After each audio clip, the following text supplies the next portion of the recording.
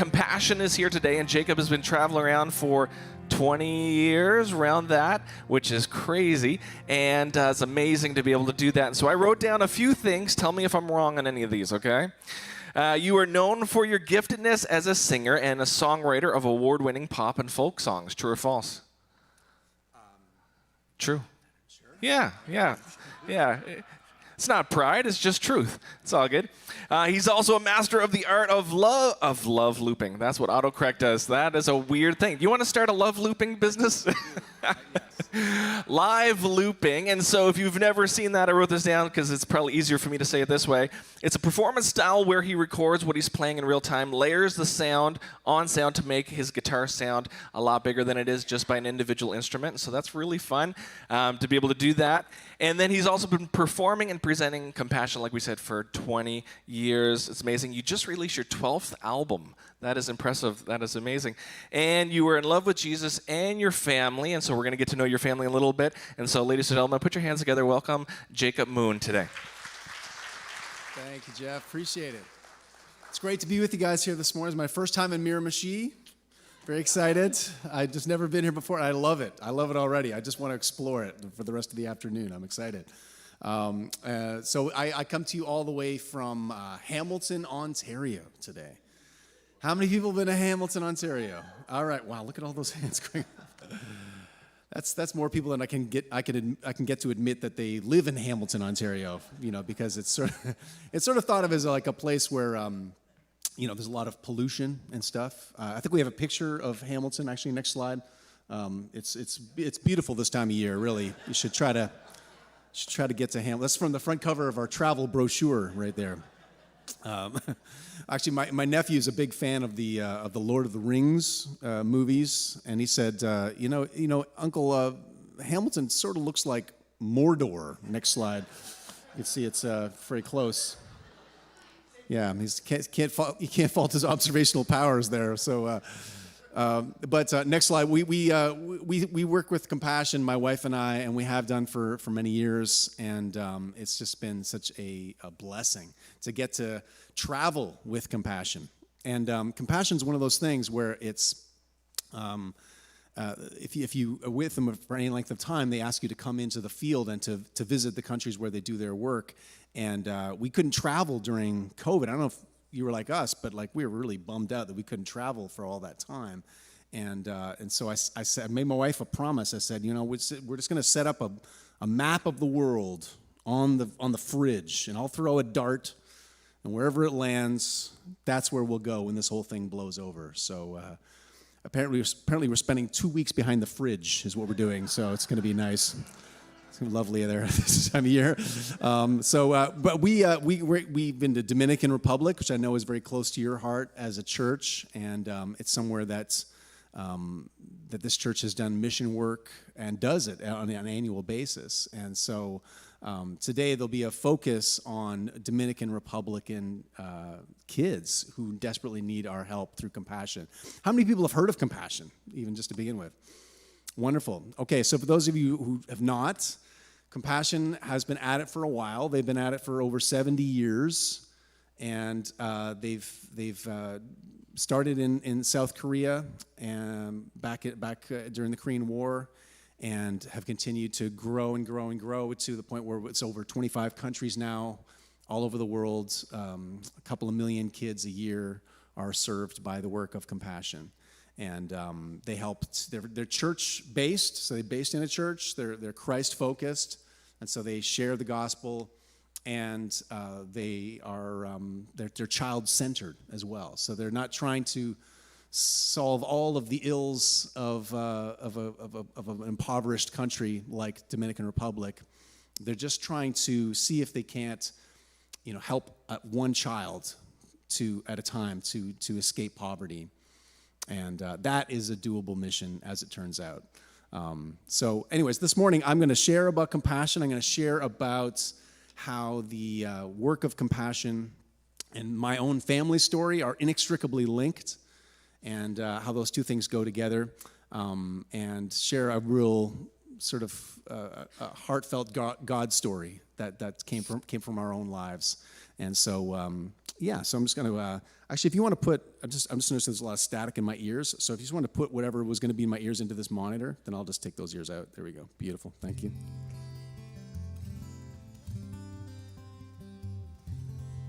You guys have really good sound people here. It's true. It doesn't always happen at churches. You know what I'm saying? This guy's really good. Yeah. Yeah, so I'm going to play a song here. This is about going outside of your comfort zone, going into unfamiliar territory, and it's also a little bit about our longing for a heavenly place. And this is called The Great Beyond.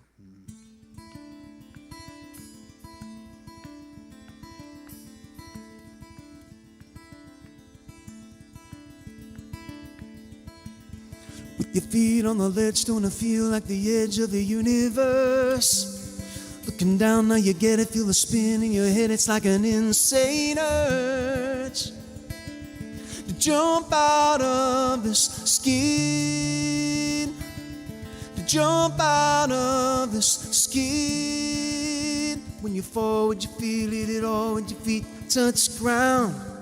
Would your soul take flight like you waited all your life to be outward bound? See what no one sees, just to touch the mystery. Hey, can you see me now?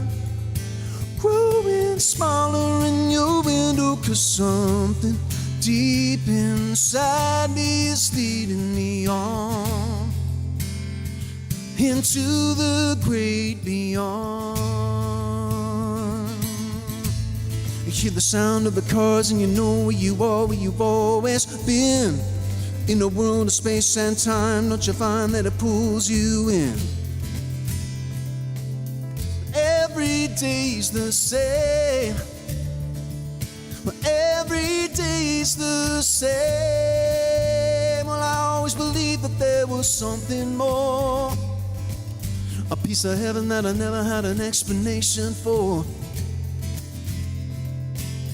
Everything that is points to more than this.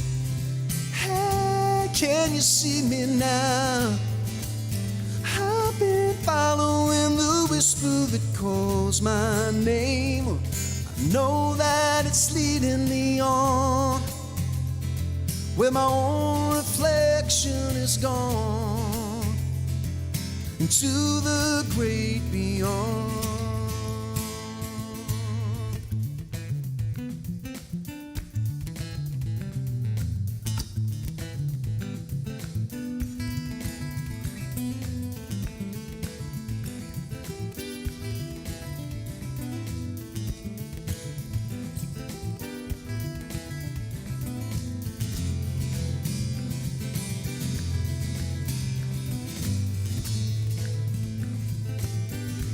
Everything that is points to more than this.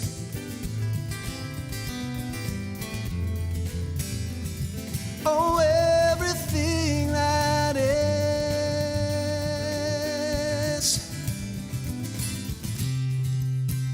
Hey, can you see me now? 'Cause I've been following the whisper that calls my name. I know that it's leading me on where my own reflection's gone, into the great beyond, into the great beyond.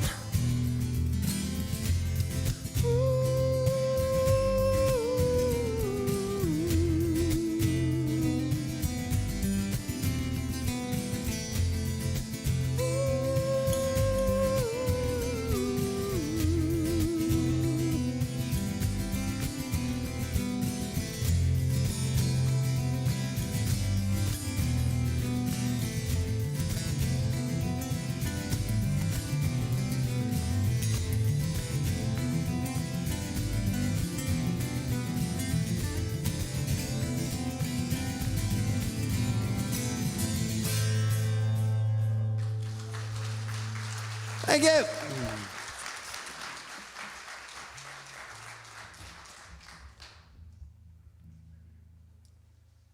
All right. I think we got it working. That's good. So that was my love looping, by the way. That's what that was there, as Pastor Jeff said.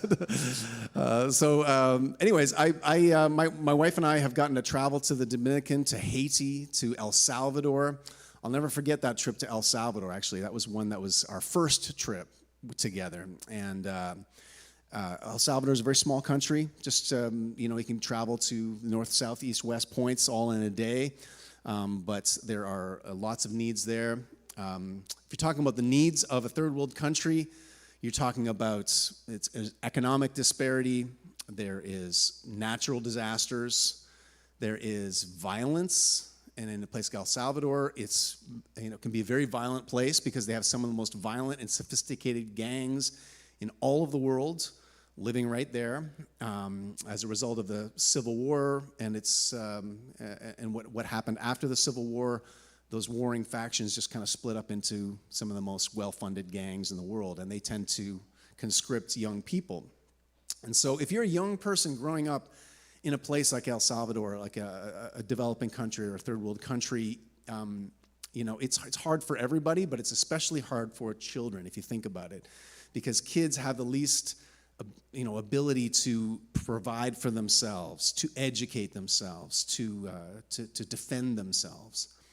And so they really rely on the grown-ups in their lives to do that for them. And oftentimes the grown-ups are quite overwhelmed with troubles of their own because they have a big family. Oftentimes it's multiple kids. It can be as many as 8, 9, 10 kids all under one, thatched roof house or kind of lean-to, whatever ruins are left over after the natural disasters have blown through there.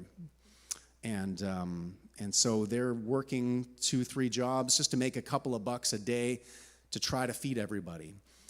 But if you're a child growing up in that environment, oftentimes you have to work as well just to kind of try to put the food that you need on the table.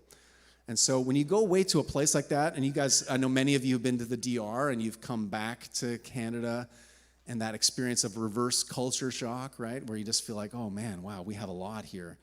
And what are we doing with it, And it's a good question, And another good question is, what is God passionate about? Because we are passionate about our families, our work, ourselves, if we're honest. And God is passionate about children, about the poor, about those who are being mistreated, those who are being wrongfully imprisoned, those who are being just oppressed by this world. And that's what really gets him excited, is what can we do about those precious sons and daughters of the Most High that need our help. And so when we study the scriptures, we see that there are a lot of passages that talk about this passion of God. And I want to take you through a few of them just this morning. So let's dive into the word here this morning. In Psalm 35:10, it says this: "My whole being will exclaim, 'Who is like you, O Lord? You rescue the poor from those too strong for them, the poor and needy from those who rob them.'" And of course, this passage points out that that's what God does, but you don't want to miss the subtext here, which is that God does all that he does, most of what he does, in the human affairs through other humans, through people like you and me, through his church, his hands and his feet. That's how he chooses to work. He could work miraculously and just do it all, from above. But he chooses to work with us right here on terra firma, working with people, just regular people, incarnationally. And that's how he loves to do it. And I'm so glad he does work that way, because it means we get to be involved in the saving of the nations, in the defending of these little ones that need it so desperately. The next passage says this: "And if anyone gives even a cup of water to one of these little ones because he is my disciple, I tell you the truth, he will certainly not lose his reward." Now, compassion does, of course, not just go and preach the gospel and then say, God loves you, see you later, take care.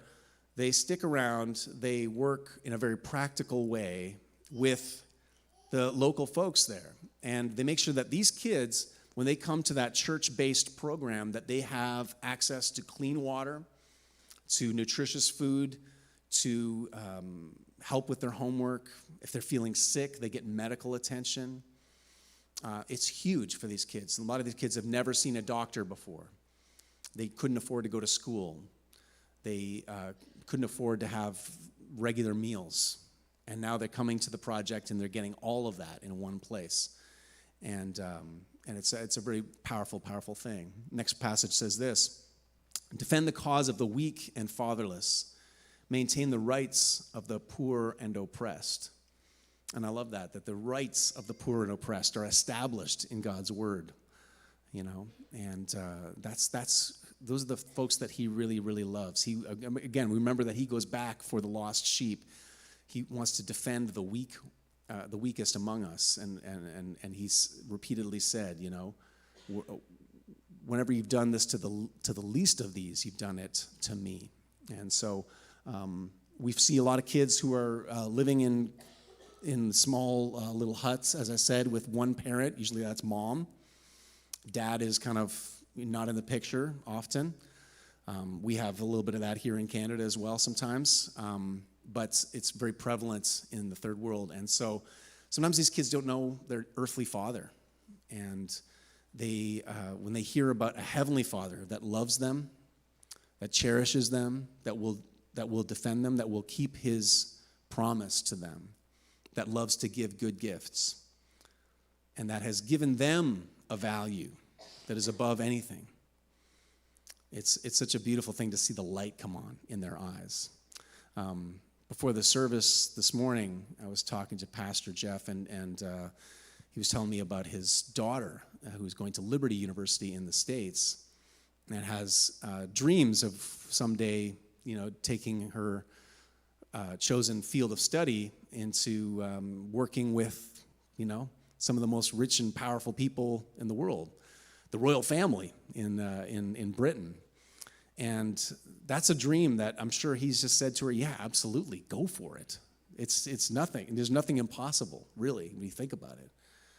And that's what we tell our kids. And we should tell our kids that. We should give them that, you know, shoot high. But I've met kids who've come from these projects that get a very different message. I was doing music for an event in Ottawa a few years ago, and there was a gentleman who was a former Compassion sponsored child who came up through the slums of Haiti, and he was now speaking to the multitudes and letting people know about his journey. And through him, lots of kids became sponsored through his testimony. But one of the things that he said was that when he was growing up, his parents always just said, you know, the best that we can hope for you is that you will grow up someday to become a drug dealer or a thief. That's jobs number 1 and 2, you know what I mean? That's what you can hope for. And that was, you know, tough to hear, and I imagine it would have been tough to hear for him as well. And when he looked around him, he saw that was kind of what his peers were doing, and that's how they were surviving on the streets. And that's kind of a terrible story, you know, to tell about your own life, that's what happened to you. There's a better story, and then the story that he walked into by walking into that church project and into the care of the Compassion volunteers who were there to just take care of him, love him, protect him from the worst that the world would have to throw at him. That just really transformed his life, and it let him know that God had not forgotten about him. And that started because somebody sponsored him in another country. Without even meeting him, they sponsored him and said, we're going to walk together out of poverty. And that's a beautiful story. We got actually to experience meeting our own sponsor child in El Salvador. Next slide. There's we went to El Salvador, and this is a picture taken in Hurricane Alley which is just a series of lean-tos and ruins, all that's left over after a hurricane or a tsunami or whatever had kind of blown through there. I'm not sure what had happened, but they had experienced some pretty bad damage. And so there's usually just a few walls standing, the roof leaks, if there's a roof at all, and dirt floor, no running water, no electricity, 8 kids and mom. That's kind of home for these folks. And so we got to meet our sponsor child, a little girl named Sarah. Next slide. And Sarah, I was 8 years old at the time when we met her. And I wasn't sure how this was going to go because I didn't speak Spanish. She didn't speak English. I tried to learn Spanish 2 weeks before the trip, just like a Rosetta Stone or whatever. Didn't exactly work out, but I didn't need to really be worried at all about this because right as soon as we got off the bus, my wife and I were just embraced by her mom, by a translator, and we just felt like they were a part of our family, and we just played. And next slide, we'd blow bubbles, and she'd poke me in the arm and run away, and I'd poke her in the arm and run away. We kind of had this kind of repartee that was just felt like familial, And so next slide, and there's this picture here of my wife and I and Sarah, and we just, I hadn't seen my wife smile like that in quite a while because, there'd been some kind of praying happening at home, and we were just really hoping that someday God would answer our little prayer, that someday we'd be able to have a family, we'd be able to have kids of our own. And years were going by, and that was not happening. And so we just weren't sure what the next step ought to be.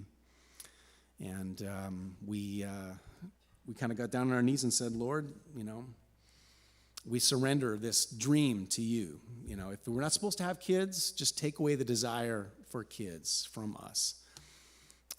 But he didn't do that, and he kind of kept us kind of in suspense a little bit.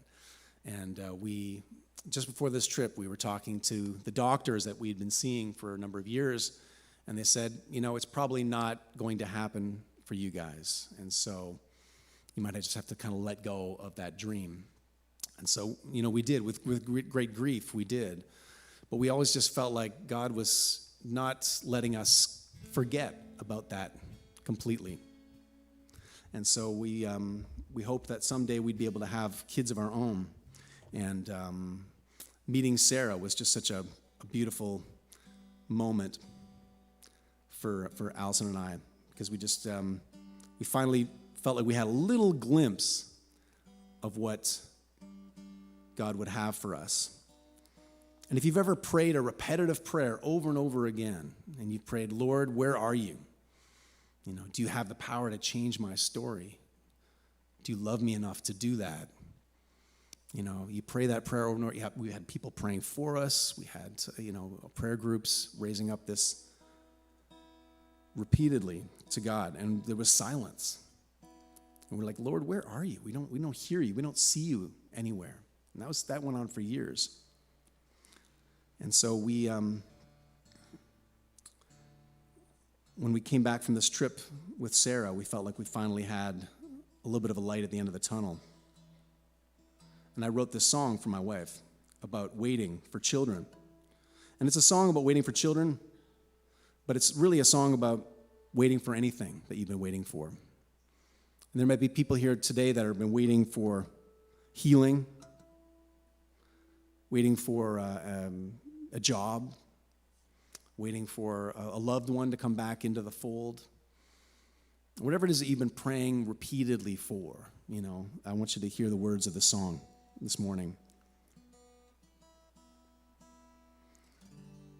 And for no extra charge, I'm going to play it in tune. Here we go. All right.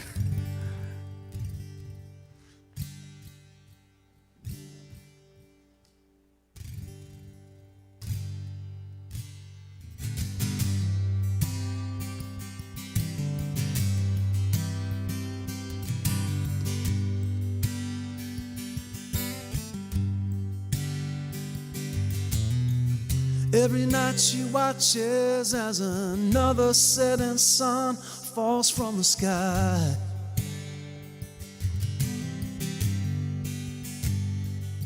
And with it all, her hopes are falling. Every dream she whispers to the night as she turns out the light. Well, I will put my arms around her. Softly I will speak her name.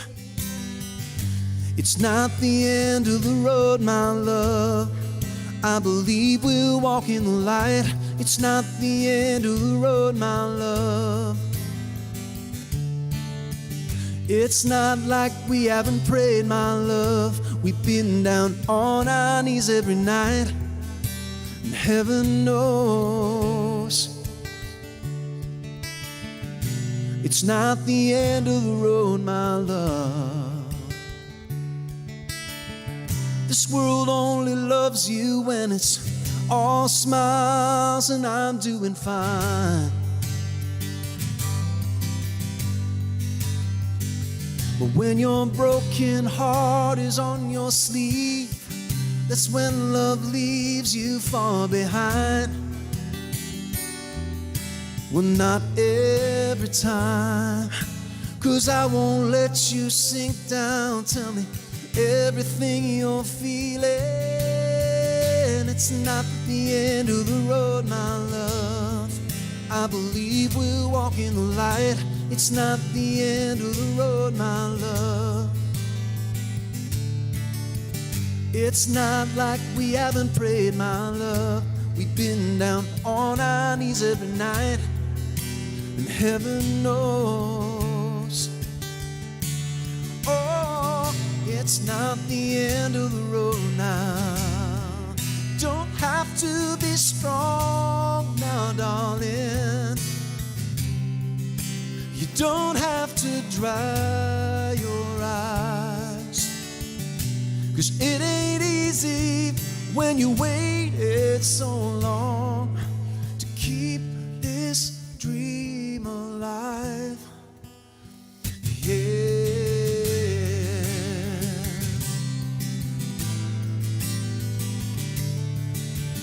It's not the end of the road, my love. It's not like we haven't prayed, my love. We've been down on our knees every night, and heaven knows. Oh, it's not the end of the road now. It's not the end of the road now. It's not the end of the road now. It's not the end of the road, my love.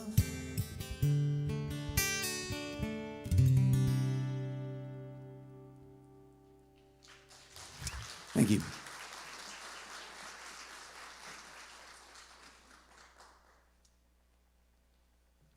When we got back from that trip, we knew that our journey was supposed to take us to adoption.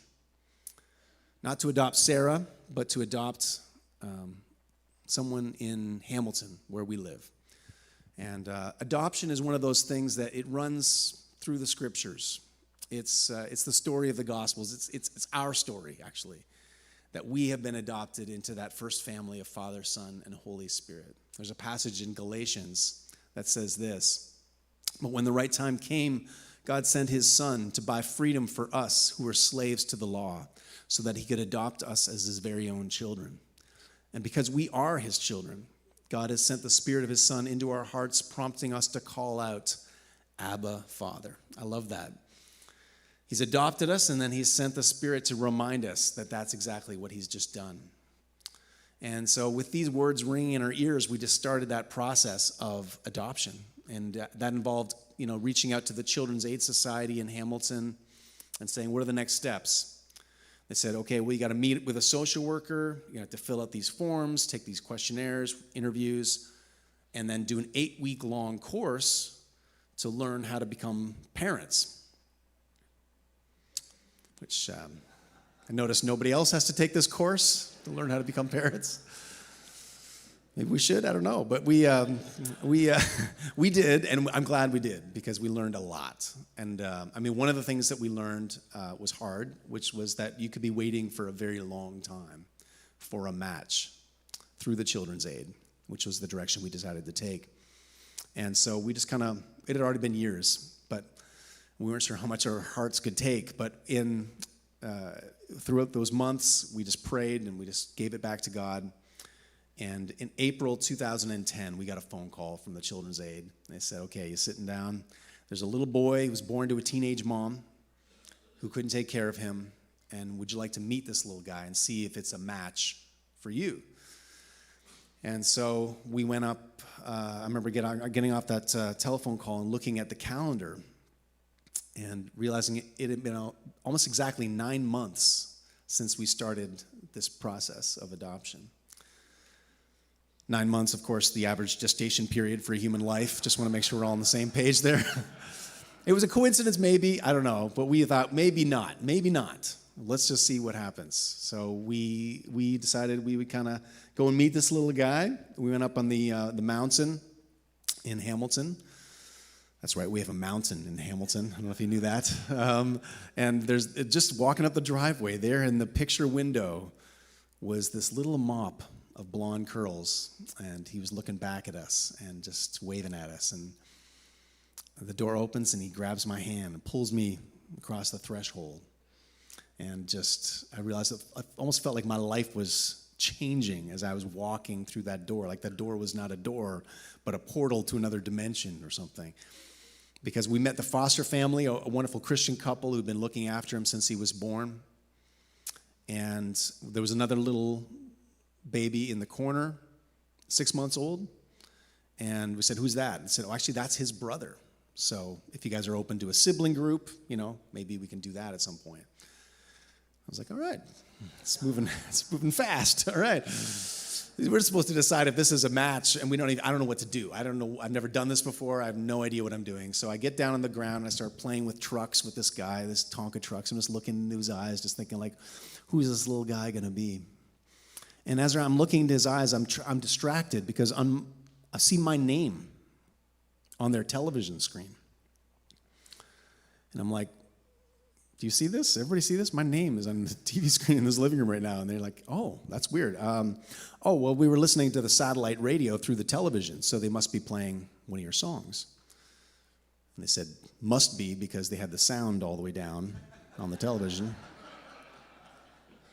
I tried not to take it personally, you know what I mean? But I said, maybe turn up the volume. Just want to hear what song that is. And it's that song that I just sang for you this morning.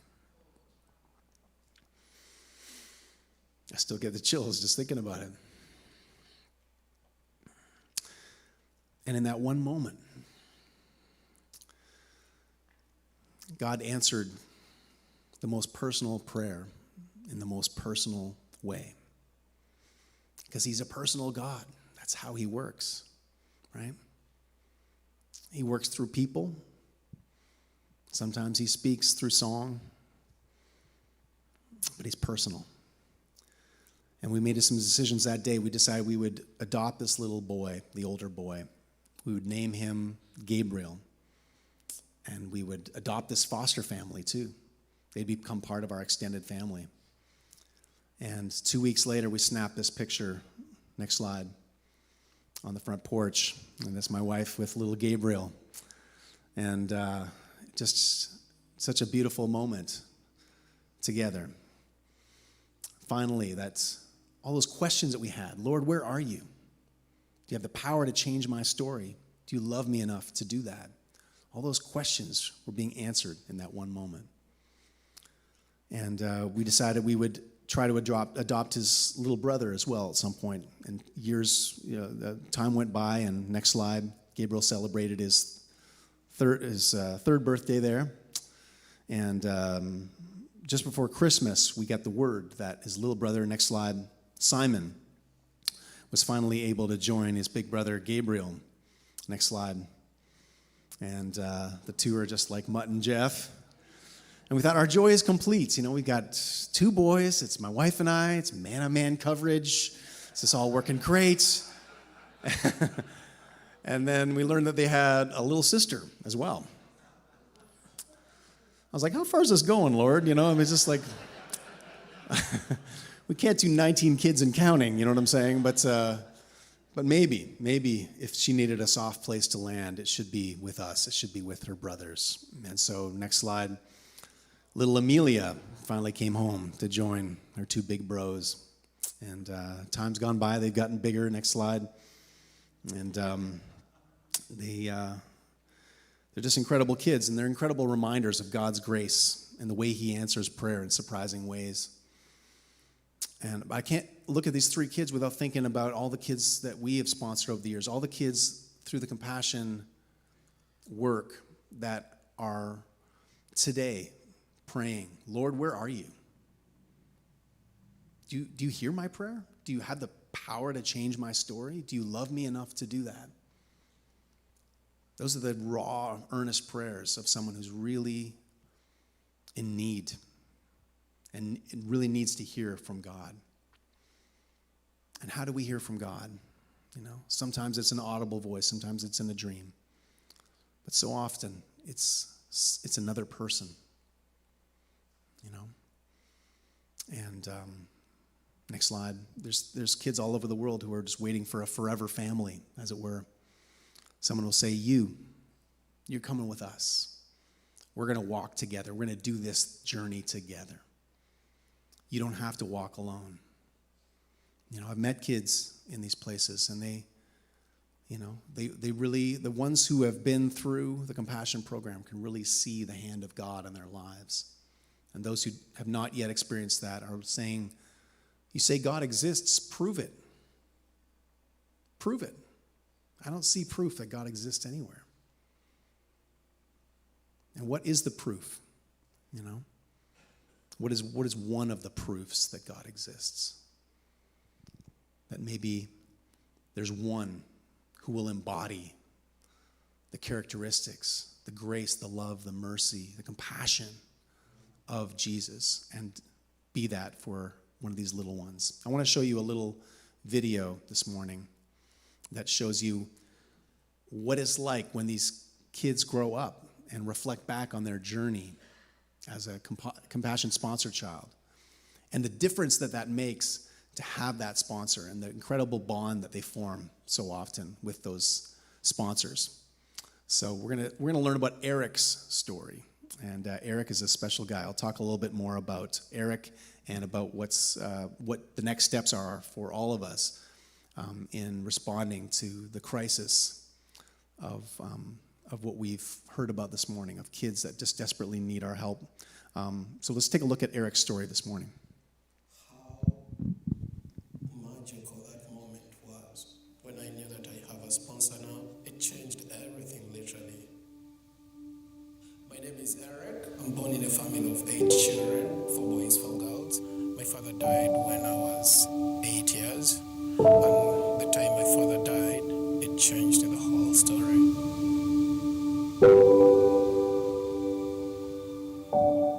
The relatives from his ancestral home came and took away all the wealth. At the time, we were barely left with nothing. Life was never the same at that point. It meant not having access to better health, not having access to good education. We so much wanted to be at school, but we never had an opportunity. That was all gone.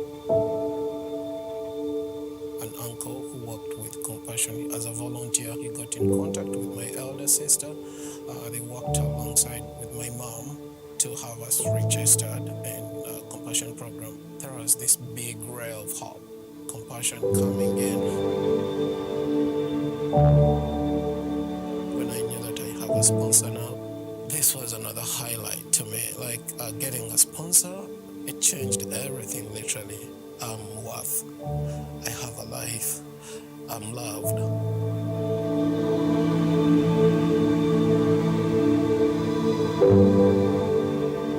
I just finished university. She came and surprised me. Is there anyone who would desire to come and take care of you? Is there anyone who would be thinking about you? From the other end of the world, you receive news that someone is coming in.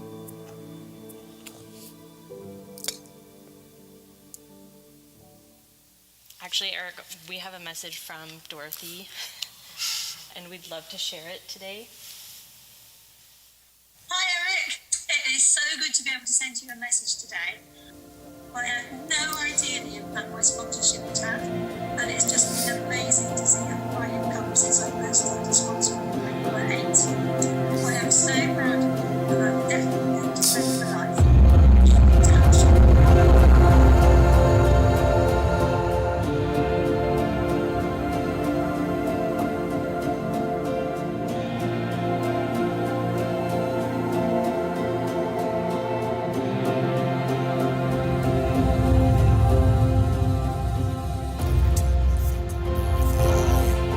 I just see a person who changed the world, who saw a desert and believed that there is water.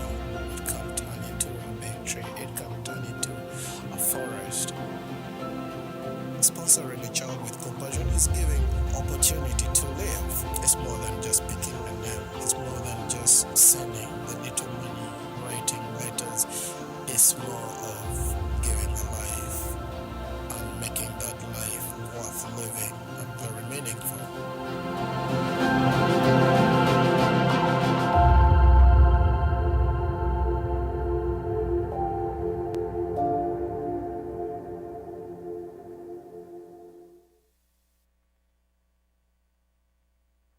That's the story of Eric. And Eric lives in Ottawa now and does social work, works with kids. And through his testimony, I can honestly say that, hundreds, maybe even thousands of kids have been sponsored. When I first started sponsoring, it was in the 90s. And I thought it was just, I sponsor a child and that child escapes poverty. And that's how it works. And that's not how it works at all. Because it's not just that. If it was just that, it would be worth doing, I suppose. But that's not how God works. Jesus, if you remember the story of him preaching to the multitudes, and people were getting antsy and tired and hungry, and he said to the disciples, what do you have? Bring me what you have. And they didn't have much. They had a few loaves and a few fishes. But they brought it to Jesus, and Jesus multiplied it out to feed everyone. And that's what he loves to do. So it's multiplication. We're just doing that first part of sponsoring that one child. But you just watch and see what God will do in multiplying the blessings in your own life, in your family's life, and in that child's life, and in the life of all the children that are touched because of your story, your testimony, their testimony when they grow up and do what Eric did. It's a beautiful thing to witness, and we get to be part of it. We get to be part of it. If you already sponsor a child this morning, I want to say thank you for doing that. It's just such a worthwhile thing to do, and I want to say to anyone who hasn't sponsored a child yet this morning, it's very simple. We have child packs in the back on the couple of tables in the foyer this morning. I don't think of them as child packs, though. I think of them as children who are waiting to be sponsored, to be adopted, as it were, into your family and brought along out of poverty. I don't know if we can fix the problem of global child poverty. That's a big one. I don't think that's fixable this morning with this church. But I do know that each person in this church can absolutely transform one life forever just by sponsoring a child. That involves basically just $47 a month. I haven't done the Starbucks math to work out how many Starbucks orders that is, but it's not that many. And that is basically you saying, I'm going to do what the scriptures have instructed. And the passage says this: He has told you, O man, O woman, what is good, and what does the Lord require of you, but to do justice, love mercy, and walk humbly before your God. And so this morning, I look forward to meeting you and answering your questions at the table, and I look forward to seeing lives change this morning because of the compassion and generosity. All the kids who are on those tables this morning are all from the Dominican Republic. So there's a really great chance that not only writing to those kids, but you can actually meet your kid when you go down to the DR to do the mission work that this church does every year. So thanks for hearing my story this morning. Can we stand and sing one final song together? Is that all right?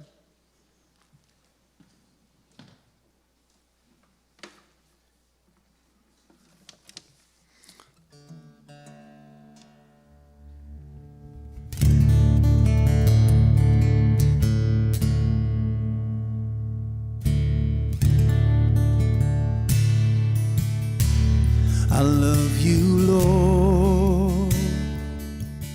Oh, your mercy never fails me. All my days I've been held in your hand. From the moment that I wake up till I lay my head, I will sing of the goodness of God. Sing. All my life you have been faithful. All my life you have been so, so good. With every breath that I am able, I will sing of the goodness of God.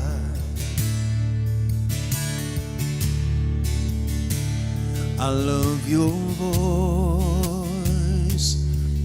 You led me through the fire and darkest night. You are close like no other. I've known you as a father. I've known you as a friend. And I have lived in the goodness of God. All my life you have been faithful. All my life you have been so, so good. With every breath that I am able, well, I will sing of the goodness of God. Your goodness is running after, it's running after me. Your goodness is running after, it's running after me. With my life laid down, I'm surrendered now. I'll give you everything. Your goodness is running after, it's running after me. All my life you have been faithful.